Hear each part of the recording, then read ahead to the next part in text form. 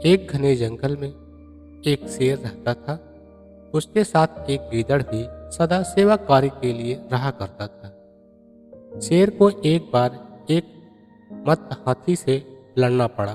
तब से उसके शरीर पर कई घाव हो गए थे। एक टांग भी इस लड़ाई में टूट गई थी। उसके लिए एक कदम चलना भी कठिन हो गया था। जंगल में पशुओं का शिकार करना उसकी शक्ति से बाहर था। शिकार के बिना पेट नहीं भरता था। शेर और गीदड़ दोनों भूख से व्याकुल थे। एक दिन शेर ने गीदड़ से कहा, तू किसी शिकार की खोज करके यहाँ ले आ। मैं पास में आए पशु को मार डालूंगा, फिर हम दोनों भरपेट खाना खाएंगे। गिदड़ शिकार की खोज में पास के गांव में गया। वहां उसने तालाब के किनारे लंबकर्ण नाम के गधे को हरी हरी घास की कोमल कोपलें खाते देखा। उसके पास जाकर बोला, मामा नमस्कार, बड़े दिनों बाद दिखाई दिए हो, इतने दुबले कैसे हो गए? गधे ने उत्तर दिया, भगनी पुत्र, क्या कहूँ, धोबी बड़ी निर्दयता से मेरी पीठ पर बोझा रख देता है और एक कदम भी ढीला पड़ने पर लाठियों से मारता है। घास मुट्ठी भर भी नहीं देता। स्वयं मुझे यहाँ आकर मिट्टी मिली घास के तिनके खाने पड़ते हैं, इसीलिए दुबला होता जा रहा। गीदड़ बोला, मामा यही बात है तो मैं तुझे एक जगह ऐसी बतलाता हूँ जहाँ मरकत मणि के समान स्वच्छ हरी घास के मैदान हैं, निर्मल जल का जलाशय भी पास ही है। वहाँ आओ और हंसते गाते जीवन व्यतीत करो। लंबकर्ण ने कहा, बात तो ठीक है भगनी पुत्र, किंतु हम देहाती पशु हैं, वन में जंगली जानवर मार कर खा जाएंगे, इसलिए हम वन के हरे मैदानों का उपभोग नहीं कर सकते।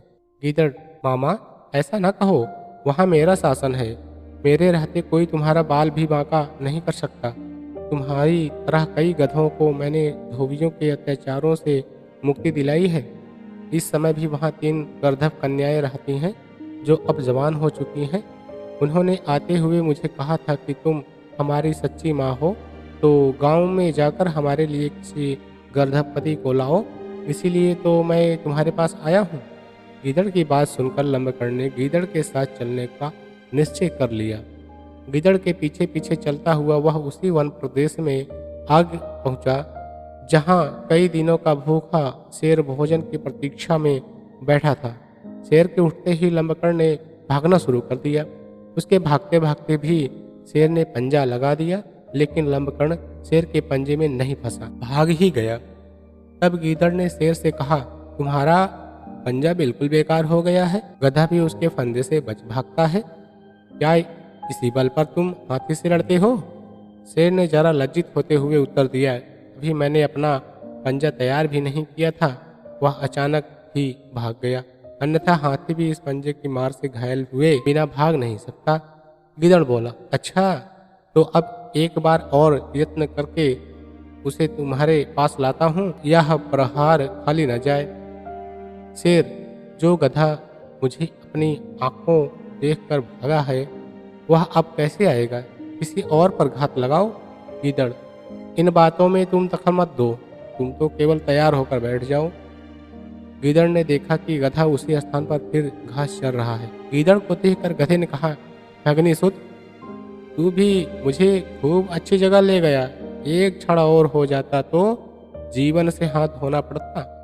भला वह कौन सा जानवर था जो मुझे देखकर उठा था और जिसका वज्र समान हाथ मेरी पीठ पर पड़ा था?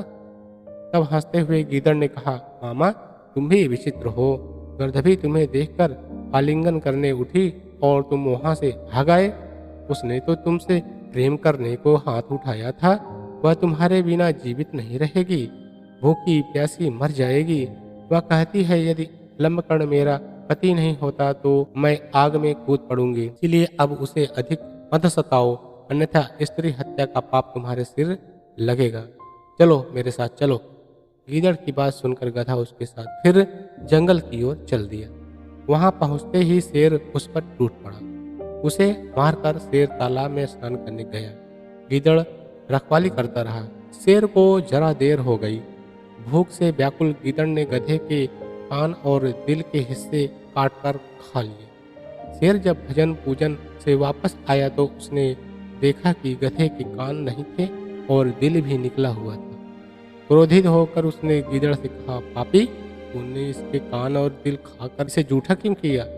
गीदड़ बोला, स्वामी, ऐसा ना कहो, इसके कान और दिल थे ही नहीं, तभी तो यह एक बार जाकर भी वापस आ गया था।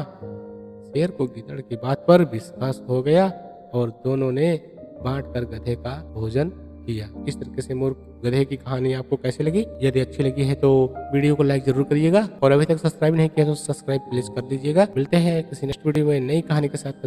Thank you, bye bye.